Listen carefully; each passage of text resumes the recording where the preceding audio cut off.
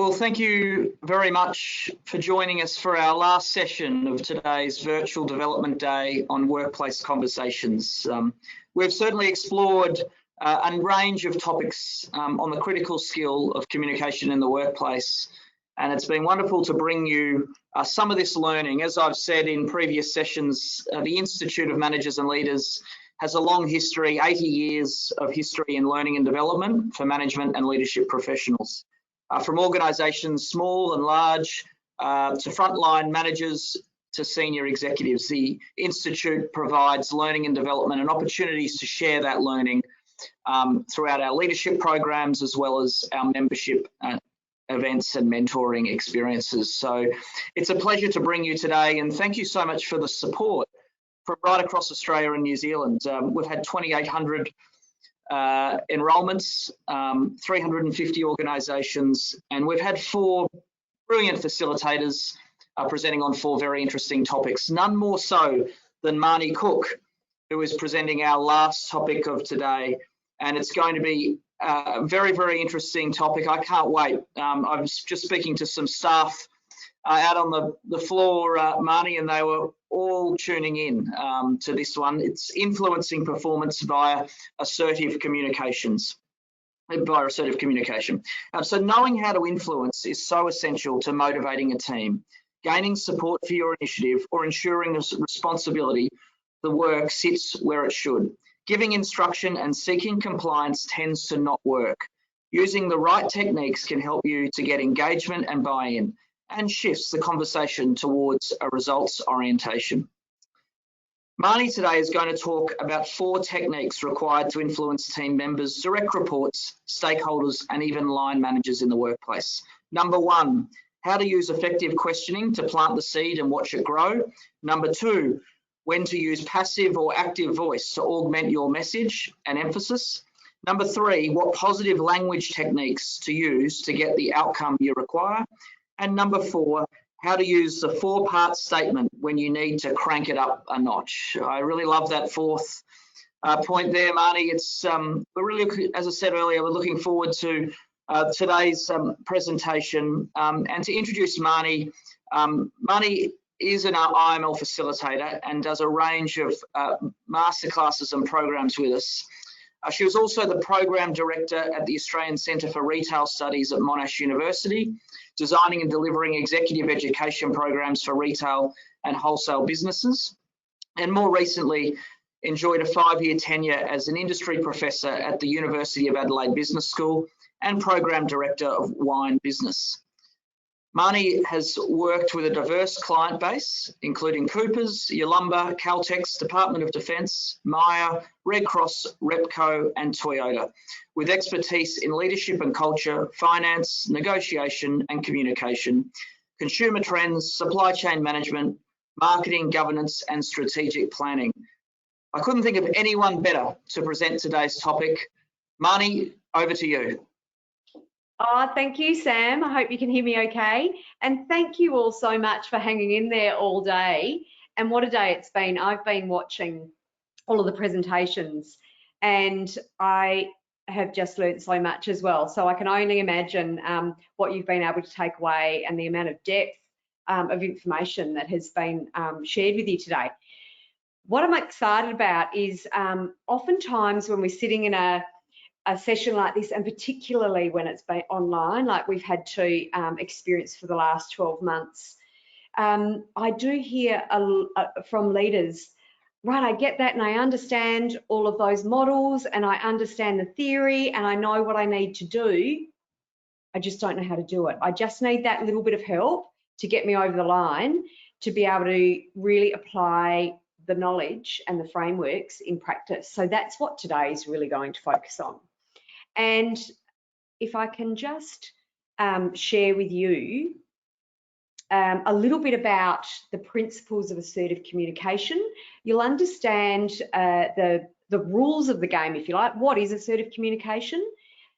But importantly, you'll understand how to use it in the context of driving performance. So a lot of today's discussion has been really good in that it's focused on how leaders need to adapt to, I guess, changing expectations in the workplace. And how do we have different types of conversations now, given those changes that have occurred? In fact, Damien just talked last about the historical context and what that means to communication, and how whilst the model and the mechanisms of communication haven't changed over the decades and the hundreds of years and the centuries, what has changed is our environment and also our communication tools. So what I'm going to focus on today, given that background, is how do we use language to actually construct the communications, to stick to the rules of assertive communication, to ensure that we're helping people to develop, which is our primary job as leaders. I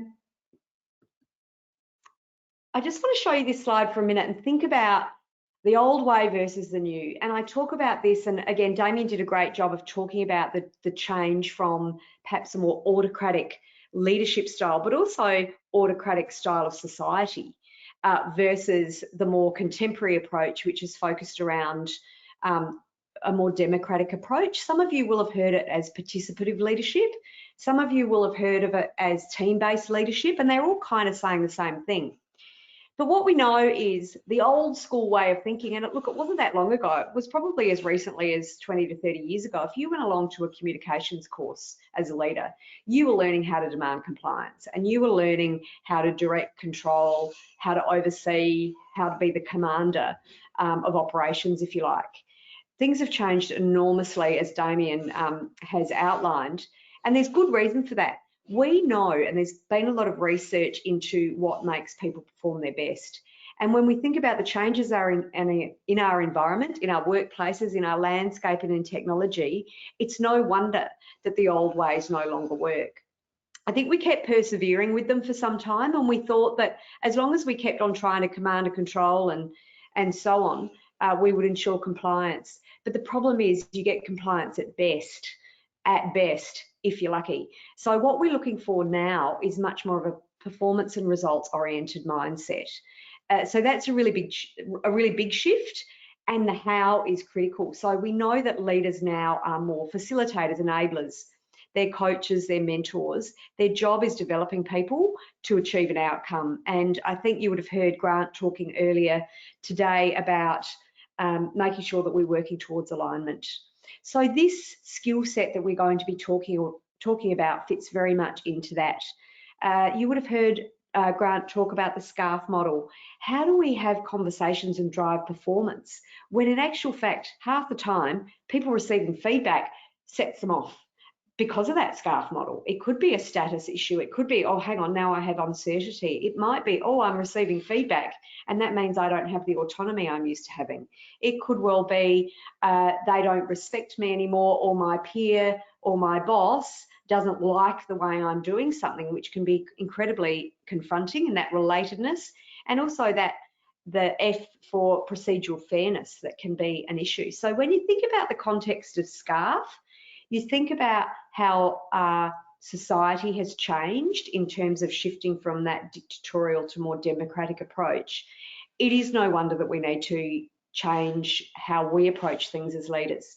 Now, at the last session, someone asked at the end of the day, how do you manage all of that when you're trying to get an outcome?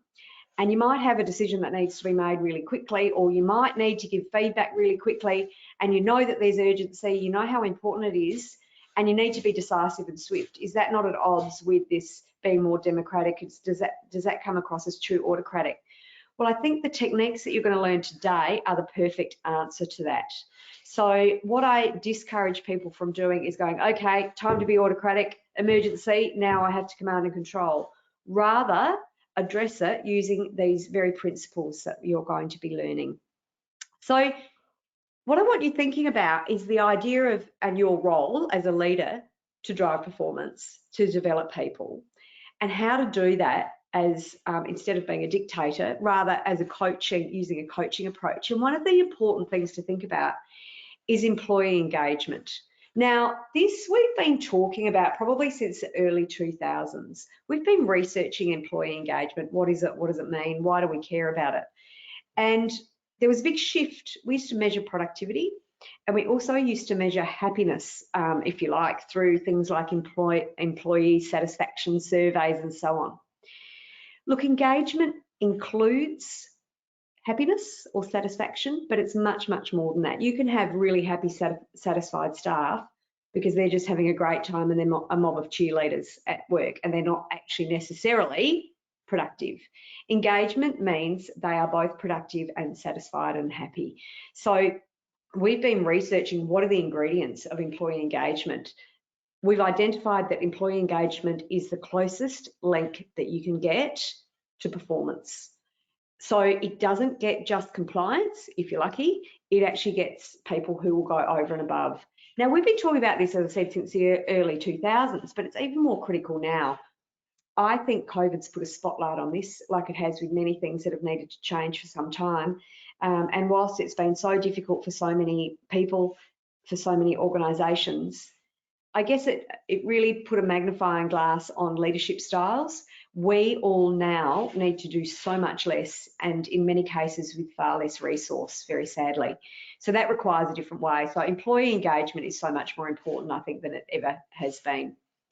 We also know that there's a really good business case in terms of dollars to really drive employee engagement, even though it requires a little bit different approach, and it also requires a change in skills and in thinking. It's well worth the investment. We know that more than 50% of the reason people leave a job is their direct line manager. And I'm sorry if that offends anyone when I say to leaders, and I've been known to say it, if people are leaving, it's probably your fault, or at least 50% so. And we know this because if people feel disengaged, they might stay with the role for a little while, but they're looking at the horizon and they're looking at an exit strategy. What do you think is going to happen to performance during that time? Of course, productivity drops. You may see some behavioural changes, but you will also see some measurable changes. Unfortunately, they don't come up on one report like a P&L and a balance sheet though. And because of that, I pulled together a way of being able to measure it. And I was doing that for retail organisations, in fact. And retail is typically measured through sales. So it was quite an easy way to be able to see what the impact of people leaving their job actually was in a dollar sense. And when we look at drops in productivity, when people are disengaged, and then they might stay in the job for a while, and then they might leave, and then you have the cost of recruitment and employing someone, the cost of training them and getting them up to speed, excuse me, and so on. And then when we add all of those cost factors together, depending on how long someone stays in the job while they're disengaged before they leave, and then combining that with the cost of recruitment and replacement and the training costs, typically it comes out to 2 to 3 times somebody's annual salary to lose someone due to disengagement. Excuse me. So just have a little tickle. So in employee engagement,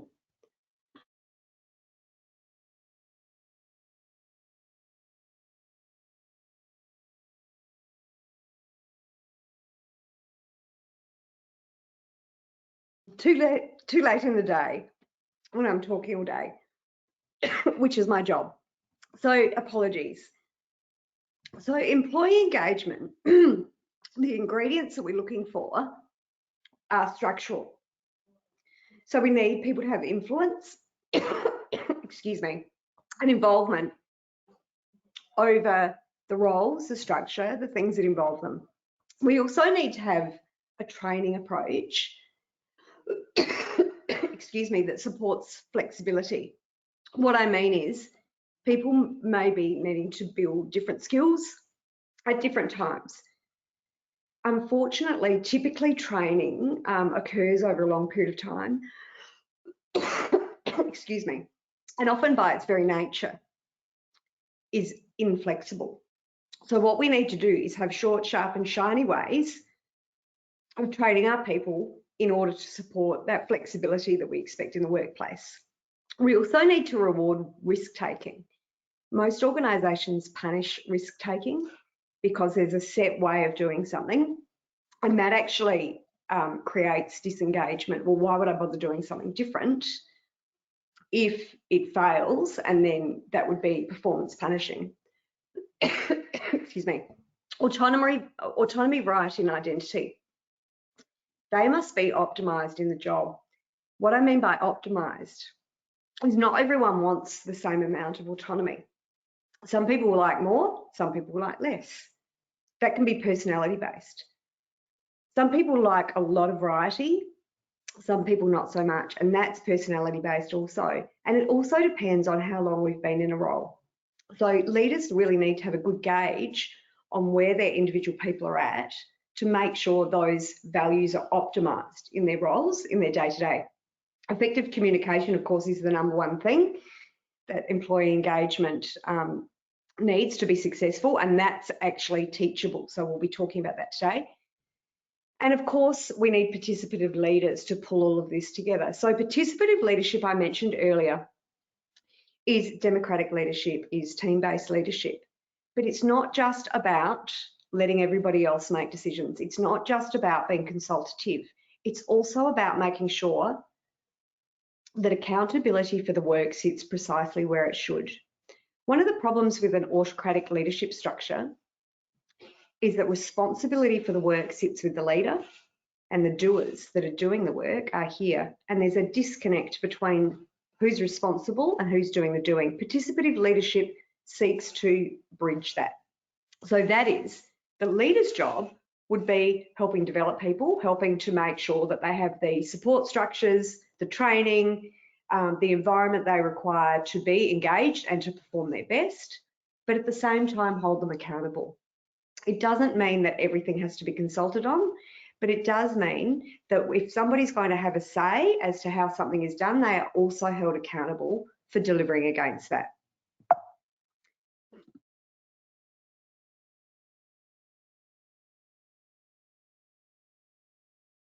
Disengagement occurs not just because of interrelationships issues and structure and so on, but it also occurs because there can be a disconnect with the individual and what the organisation claims to be the vision, the mission, the values. What I mean by that is sometimes we join a job and we join the promise. And we've probably, if you think about it, but all been in that situation in the past where you're starting with an organisation, you're really excited about the new job, but then you're not seeing those values perhaps demonstrated by everybody day to day. Perhaps you're seeing there might be some cracks. I'll tell you what, that's true in most organisations. But the more that we can create alignment, back to what Grant was talking about earlier, the more we can demonstrate those values, the more we can walk the talk, the less likely we will get disengagement. We've got to make sure that we don't punish mistakes being made. Rather, give feedback in such a way that it encourages change and is future focused. We also need to make sure that we don't standardise things too much. Some people do like standardisation, particularly when they're learning something, but they need to know the reasons why. Wherever possible, we must involve people in the how to do the work. That creates much higher levels of engagement. We must stamp out a sense of hierarchical leadership if we want our people to remain engaged. So these points here on this slide are very much the enemies of engaged employees. So what do we do to overcome this? One of the most important things you guys can do as leaders to be able to make this shift from perhaps autocratic to much more democratic and participative leadership, especially when it's your job to achieve results with your team. It's your job to develop people. The communication tools that you use are critical. And when we talk about assertive communication, and some of you will have heard of people who are aggressive and so on in their communication style, or perhaps too direct. Others might be passive.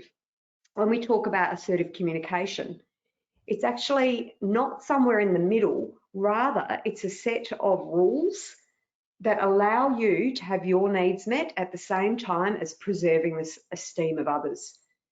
It asserts your right and point of view. it asserts others' right and point of view at the same time so that you're not sacrificing one or the other. It's solutions and results oriented. So what that means is you're focusing on the change that you require rather than the mistake that's been made or the problem that you've identified.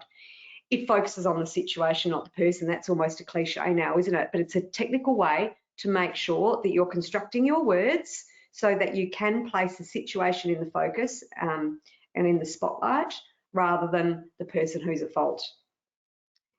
It focuses on the solution, again, the future rather than the problem. It focuses on the future rather than the past. So we're using language that allows us to be future and solution oriented rather than past and problem oriented. It uses something called positive language. We're going to talk about what I mean by that. It's not lovely, pretty butterfly language. It can still be quite direct, but it's use of certain language tools to make sure we're describing exactly what it is that we require in a confident way.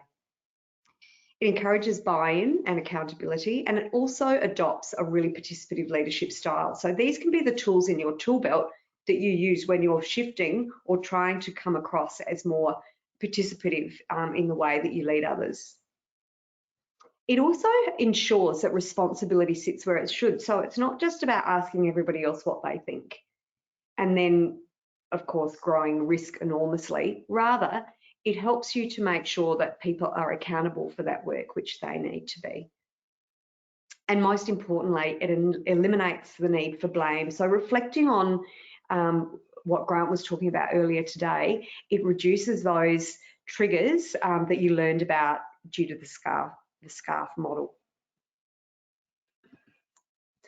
But you don't just have to be, you don't only have to be in a leadership position to use assertive communication tools. You can use them all the time. You can use them when you're trying to foster innovation within a team. You might not be the leader of the team. You might be a colleague working on a project. But these are useful techniques when you're trying to foster innovation, change, and creativity. You might need a creative solution to a problem. It might be that you have to give difficult feedback, and that might not be to one of your team members. It could be to somebody else. It could even be giving that feedback upwards in your organisation.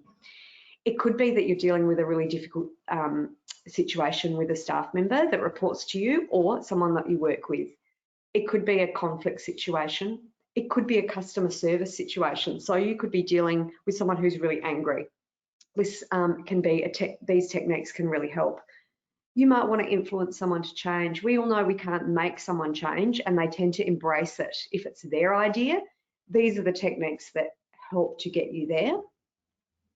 It's useful for when you want someone to take responsibility and action. So for instance, if I had $1 for every leader that said to me, but Marnie, I've told them what they need to do and they haven't changed. This is a way that helps them to identify what they need to do differently. So it might be that someone is turning up for work late or something like that, and telling them not to do that rarely changes anything. But if you're asking them about what they're going to do, you then have the opportunity to hold them to themselves, and it's up to them. If you're a participative leader, these are the things that I'm focusing on just 4, because I reckon that they're the top 4 that if you can really master, you'll make an incredible difference in the engagement and performance of your team.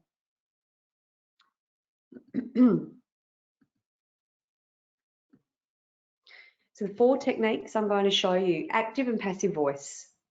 Now, sometimes when you're typing or you're working on written communication, you will see in Word and so on, you will see that you might get a squiggly line underneath that says overuse of passive voice or something like that.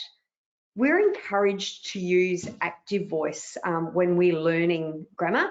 It's the most direct way of communicating something. On the other hand, passive voice is preferred if we're writing a business document. So it tends to be less direct, and it tends to sound a bit more businessy. And I'm going to give you an example for those of you that aren't working with that sort of language day to day. You're using it, but probably not necessarily identifying that they're the terms that are used in grammar. So an example of an active statement is where we have the you that's up front and center. So an active statement is that first one there. You can see you missed the deadline, or it could be I missed the deadline, or it could be I ate the biscuit. Now, that's all fine unless eating the biscuit was something that shouldn't have been done, unless it's something that you could get in trouble for or it's frowned upon. Instead, we can turn it into passive voice if we want to perhaps focus on the situation that's occurred rather than the person, because what we want to do is disarm, get that sort of blame factor down and focus on, in this case that you can see on your slide there, instead of you missed the deadline, it would say the deadline was missed. So that's turning it from active voice into passive voice. So instead of I ate the cookie was eaten, would be a way to turn it around. So we're rearranging our words and de-emphasizing the who. Now, it's still perfectly fine to use active voice in some circumstances. If you have some feedback or something to say that's positive, future or solution oriented, use you and active voice all you like. If, however, it's negative, past and problem centric, passive voice is preferred because it eliminates the need for you to say you. It eliminates the need for blame and it focuses on the situation. What you can do is you can put a full stop there and then add a question, and we're going to come to that a little bit later. The next technique that I want to share with you is the idea of positive language. So think to yourself, if I say to you don't, and I ask you to conjure a picture in your head as to what don't looks like, how would you describe don't? What would you think is the picture in your head if I say don't? And some of you might think, oh, I can see a finger pointing, I can see a hand going like this, stop. Maybe it's a red circle with a line through it, perhaps it's a cross. The thing is, as Damien was saying as a communications expert earlier, words are simply a clever way of us trying to communicate with one another what's in our heads. We're actually communicating pictures. So instead of saying don't, here's what I'm going to suggest. Instead of saying don't slam the door, which immediately conjures up slamming the door and a negative, neither of which we want, because that actually gets right in the way of achieving what we're trying to achieve. Instead, we might say, close the door quietly. The lesson is, describe precisely what you want to see as a change. So when driving performance, instead of don't do this or don't do that, focus on what you do require. It's positive.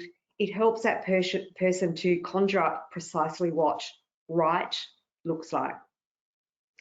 Now, I'm going to suggest to you with these sorts of points that I'm making, you will be receiving information after these seminars to help you and to support you in some templates that you can use when you get back to work and try these techniques.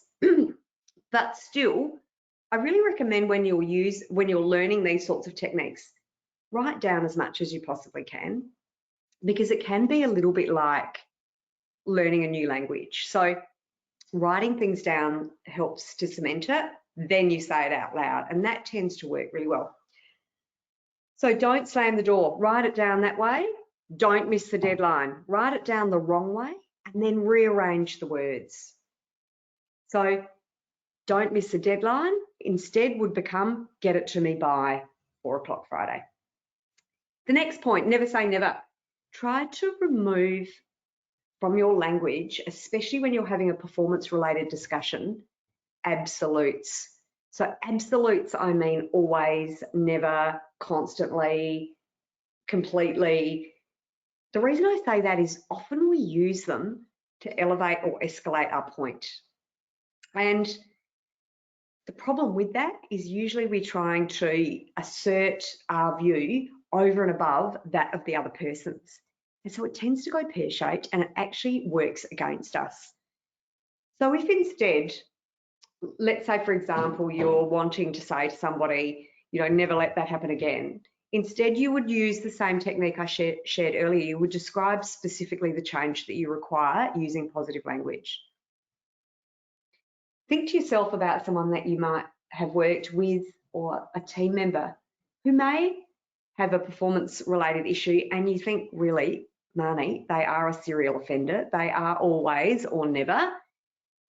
Just write down what you think they're always or never doing, and then just slice and dice. Just cut those words out and be specific instead. So for instance, if they're always late, instead cut out that always and then think about how can I be more precise with that. So for instance, on Monday, Thursday and Friday, the report was lodged 1 hour later than it needed to be, for example. So it's respectful, it's assertive, it meets the rules and of assertive communication, and it tends again to keep the barriers down. The third technique I want to share with you is suspending judgment.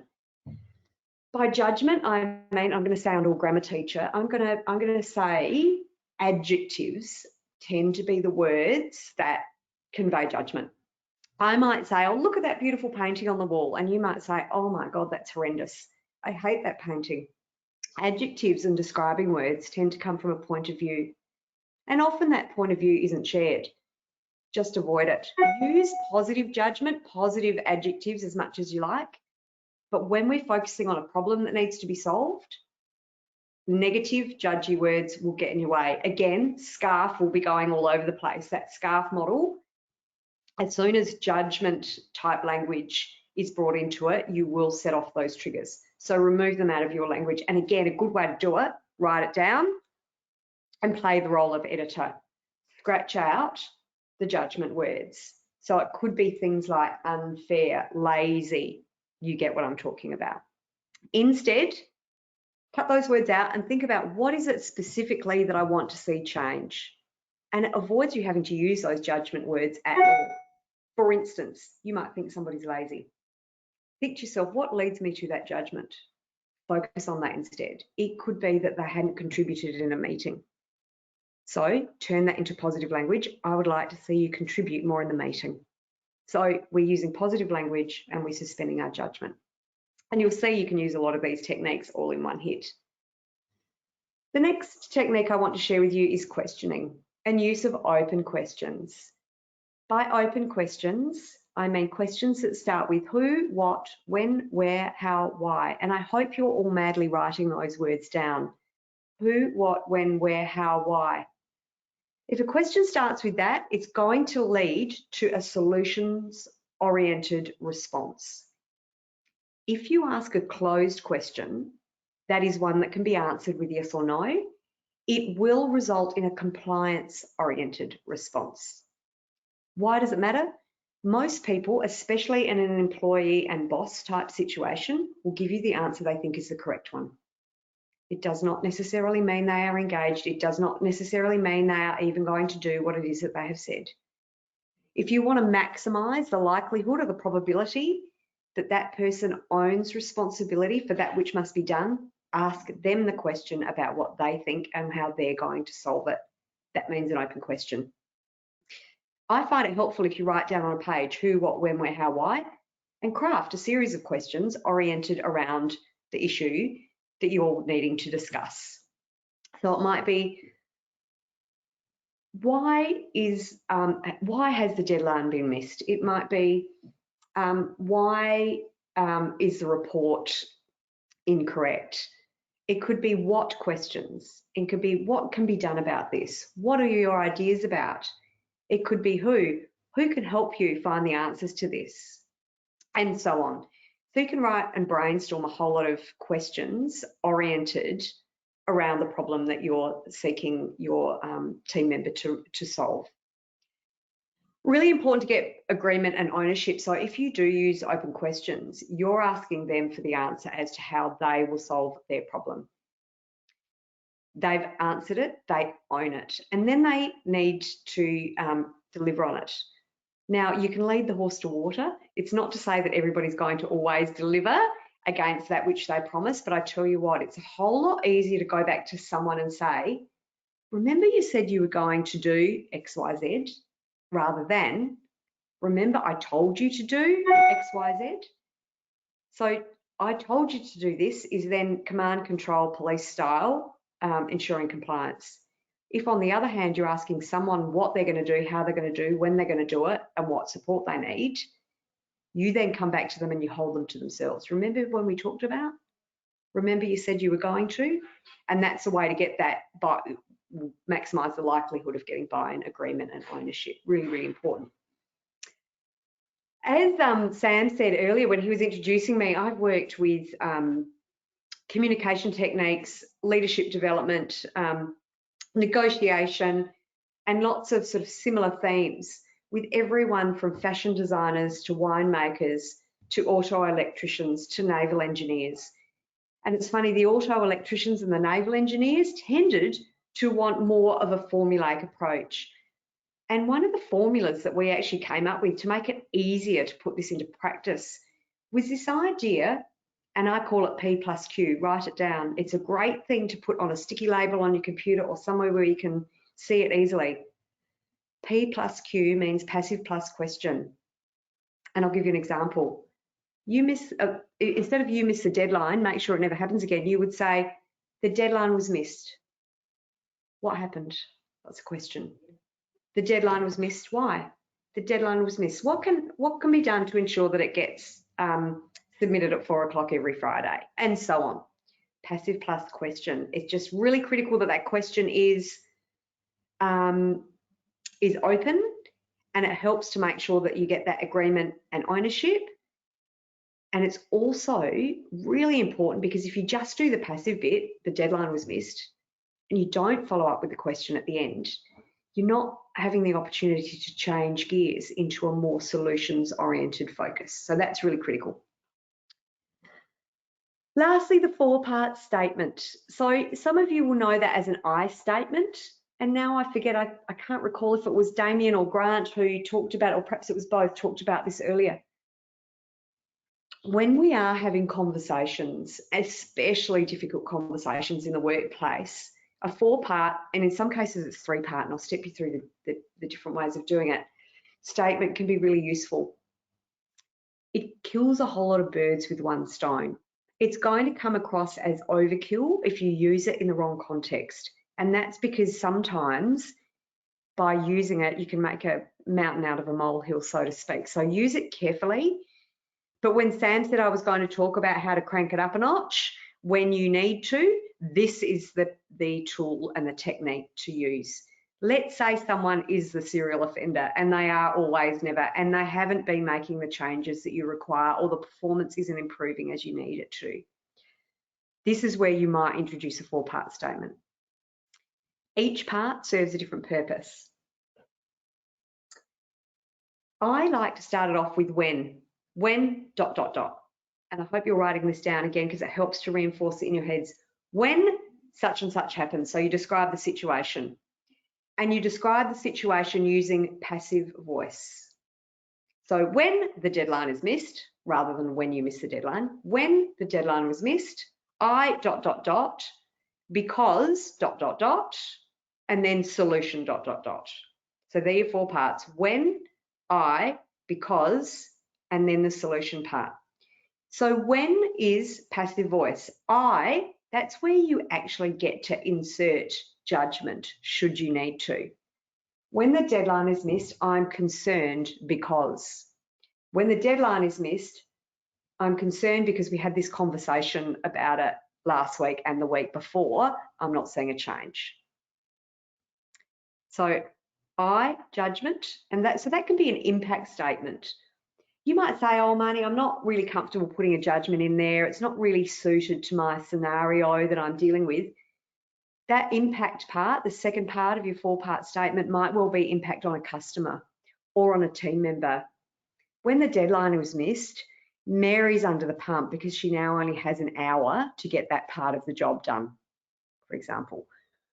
When the order is packed incorrectly, the customer complains and might not come back to us and we lose them forever, and so on. You get the idea. So it's when, I, because, Now, leave out because if it's going to be superfluous to your needs. If you feel like you're telling them how to suck eggs by inserting that because, i.e. the because is obvious, just leave it out.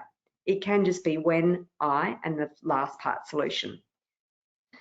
For the fourth part of the solution, I like it to be a question. And so that's my preference. Pop a question in there, an open question. What can be done about this? How can this be resolved? What will you do? How will you do that?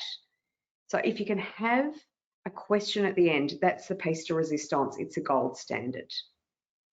By the way, you don't just have to use this at work. You find this works quite effectively in your private life too, when you do need to address something a little bit hairy. So when such and such occurs, I'm concerned because, and then here's the solution. Now, for those times that you feel like you've gone down this path, you've used all the right techniques and tools, this is the last bit that I want to talk to you about, close the loop. If you feel like that person's not taking responsibility of whatever the performance related issue is that you might need, use the opportunity to close the loop. That is, when the deadline is missed, Mary's under the pump because she can only get it done every hour. What can you do to make sure she gets it by 4 o'clock on Friday, every Friday? Wait for the response, say, great, I want to support you in that. Let's get together in a couple of days and see how you're going with that. That is, they know there's another conversation coming. What that tends to do is elevate performance straight away. If instead you don't have that time at which you close the loop, or a review or a reflection or a line in the sand at which time you're going to have the same discussion and nothing's changing, and you don't pop that mechanism in, people tend to go, oh, okay, that was awkward. I hope I don't have to have that conversation again. So you want people to be prepared for another conversation. It also makes it much, much easier for you to go in and say, so you were going to do X, Y, and Z. How are you going with that? Remembering the emphasis is on you're helping them to improve. You're holding them to themselves as opposed to checking for compliance. So I really hope that these techniques help you to be able to put some skills to assist you with shifting from perhaps more hierarchical, traditional, autocratic leadership style towards a more democratic, participative, team-based leader. But at the same time, without feeling as though you're losing control, you still have control, but your control comes through making sure responsibility and accountability sits where it should. Now, after this session, you guys will be given a template which will help you to work through these steps you can see on your slide. So you write down a summary of the situation. You write down what it is you want to achieve. And I tell you what, if the objective of your discussion is you want them to feel bad, probably best not to have the discussion. The objective of the discussion should be around the performance that you wish to see improve. What is it specifically you would like to see? Write down how you will address it using one or more of the techniques we've gone through. Perhaps it's a question only. Perhaps it's a P plus Q, passive plus question. Perhaps it's using some positive language. Perhaps it's a combination of all of them. And perhaps it's it's a 4-part statement. Now you might have a series of comments that you're going to, or discussions that you're going to have. You embed these principles into each of them. Never feel like things aren't changing, therefore I'm going to default back to the autocratic style, because it won't work. You need to still focus on using these. It might take a few goes. And if at the end of the day there isn't progress being made, it's the team member's choice if they're not doing that which they've promised to do. And that's where things might transition to more performance-related discussions as to whether they're actually delivering that which they're employed to deliver. So that might turn into more performance management, but that's a topic for another day. Read it out loud. So once you've written it down, sometimes words on a page look fabulous, but when they actually come out of your mouth, they might sound a bit funny. Make sure they sound authentic for you. Some people like fewer words. Some people like more words. So make sure it sounds authentic, and put in more words if you feel, as long as they're the right words and you're not breaking the rules, or cut some out. You don't want it to be too wordy if that's not your communication style. So say it out loud, then go back in and edit it, and then see how you go. So I encourage you all to do precisely that process when you're practicing this before you go and do it in real life. You can practice it with other colleagues at work if you want to give it a go, but the template will really help you to do that. I very much hope that you try it. It will feel a little bit weird at first, but with practice, I'm really confident that these techniques will make a really big change for you in knowing and having the confidence that you're tackling things the best possible way that you can. So I think I can see on my screen here, here's a few questions, or actually more comments, but I wanted to make sure I have plenty of time, and I think I have left enough time. Have I, Sam? Yes, Marnie. Well done. Awesome. Fantastic presentation. No, we've got, I think, 12 minutes. Coughing fit. I'm very sorry about that, everybody. I just, and then lost my voice. No, you did very well, Marnie. It's happens to all of us, so we all know what that feels like. So that's absolutely fine. I thought fantastic presentation. My action list, I think we needed more than 3 points, Marnie, from that session, because we needed a lot more room on the action list page, because there was a huge amount to take away and actually really practical things that you can apply in the workplace. So I found it fantastic. A lot of things to stop, a lot of things to start, and perhaps a couple of things to continue as well. So 3 points. Perhaps what I can suggest to you all, because I did talk and think about that at length, don't try and take everything away. What are the top 3 techniques that you want to take away from that to practice? And then build those and then practice some more. So don't try and do everything at once, I guess. Fantastic, Marnie. Thank you. Look, there's a huge amount of feedback coming through about how wonderful your presentation was. So that's always a nice thing. There's a question here. Hi, Marnie. Thanks for a great session. I'm joining a new company and they have hierarchical structures and command and control style of leadership. One of my responsibilities is to change that to become more collaborative and more empowering, and a more empowering style. My question is, do I use this assertive style of communication from day one, or do I do it gradually? Any tips are much appreciated. Okay, thank you for that. Oh gosh, I reckon we've all been there. Most organisations are still within a hierarchical structure. There are very few that are like Google, and even they have hierarchical structures. And sometimes the corporate culture is one that you've described. 2 things I'm going to say. Absolutely, the buck can stop with you. So you can be using these principles in many ways. It can come across quite well because it's still strong and direct language. So that P+Q, I reckon, will be a winner for you to be able to use. But secondly, I'm going to give you another technique. It's another 4-part statement, particularly in a culture that does have much more of a perhaps traditional and hierarchical mindset. If you're managing up, try this 4-part statement. I respect ... It might be, I respect, your authority, so that's appealing to ego. I understand, that's showing you've thought about it a bit. So you're not just blindly following the God, rather you've demonstrated your understanding of what's being shared or said or decided. I think is the next bit. Open up some possibility. I think, so that's a way to get the barrier down to be able to propose, open the door for a different way of thinking. And the next thing is I propose or I recommend. So it could be I respect that that's totally within your remit to make that decision, and I understand why the decision has been made to cut the budget, for instance. I think there might be an implication here that requires a bit more thought and discussion. I propose we have a look at these 3 options. So that can be a way when you're dealing with that type of culture to start to gently move it, especially up. Thanks, Marnie. There was a quick question here just to clarify. I think it's from Leanne, who's just missed. Can you please repeat what P+Q equals? I missed that, and I reckon it's gold. Yeah, it's gold, isn't it? Passive statement plus question. So instead of you miss the deadline, it would be the deadline was missed, full stop, plus open question.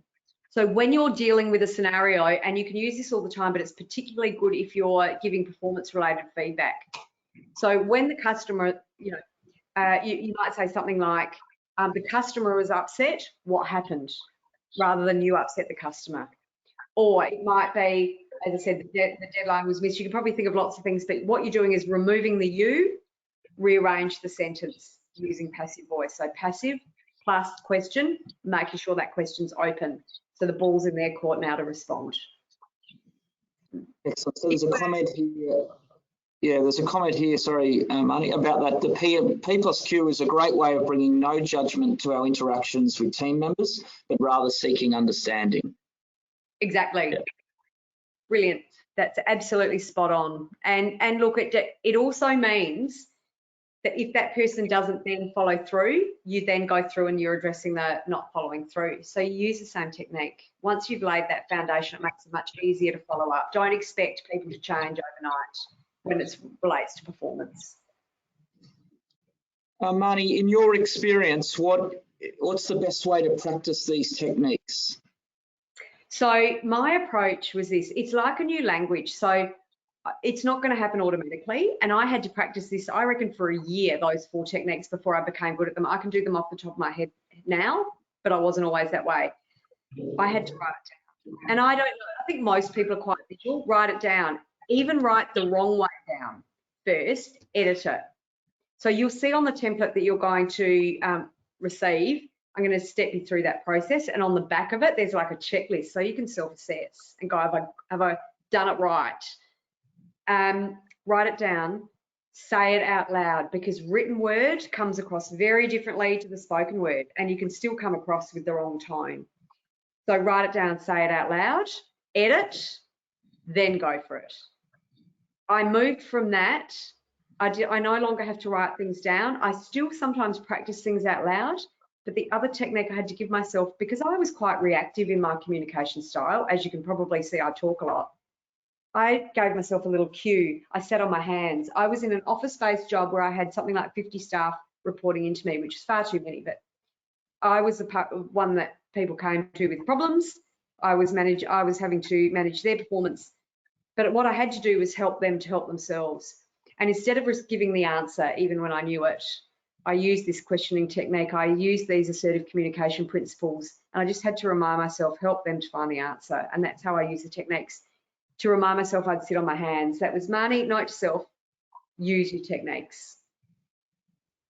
Great advice, Marnie. Thank you so much. I think the session's was so instructive that there's mostly comments as opposed to questions, Marnie. So the good news is that I think the participants understood exactly the content and where you were taking it, and I hope, based on all these comments, that they will be practicing these techniques. I think they're fantastic. It was a terrific session. I think Liliana's summed it up really nicely. A brilliant presentation that provides real skills to take back to my workplace. Thank you. And I think that's what underpins what has underpinned the approach of today from IML, is that the brief we gave to Marnie and the other facilitators was really, we wanted to give you skills to take back to the workplace, and I've got no doubt that these techniques, Marnie, will be certainly utilised and will be seen across workplaces in Australia and New Zealand over the coming weeks. So thank you very much, Marnie, for presenting today. I'd also just like to close today's virtual development day by thanking the team behind putting all this together at IML. That's Joe and Libby in particular, who have played a huge role in bringing together the facilitators, the content, and also the audience participation. So thank you to Joe and Libby. And I'd also like to thank all our participants today who enrolled. We had 2,800 who enrolled, 350 organisations. So it's been a big day of virtual learning, but I hope a really valuable day for you all to take some of these techniques back and some of this thinking back to the workplace. It's wonderful that IML can bring you these sessions. They are built from our learning programs, our leadership programs. If you are interested in our leadership programs at all, we've got 3 core ones: Essentials, Foundations and Accelerate. Please go online and have a look at those programs. If you'd like any information, please email us at programs@managersandleaders.com.au, we'd love to hear from you. We've also got a range of masterclasses, which are shorter half-day learning opportunities with our facilitators like Marnie. Those upcoming are Motivate and Inspire Your Team, Communicate with Clarity and Intent, and Time Management Mastery. So a range of content and thinking and ideas that will hopefully broaden your skill set and be able to take those skills back to the workplace. Once again, thank you very much for joining us. It's been a great day. On behalf of IML, I thank the facilitators and I thank our participants today for bringing what was a really great day of learning. So thank you. We look forward to seeing you all soon.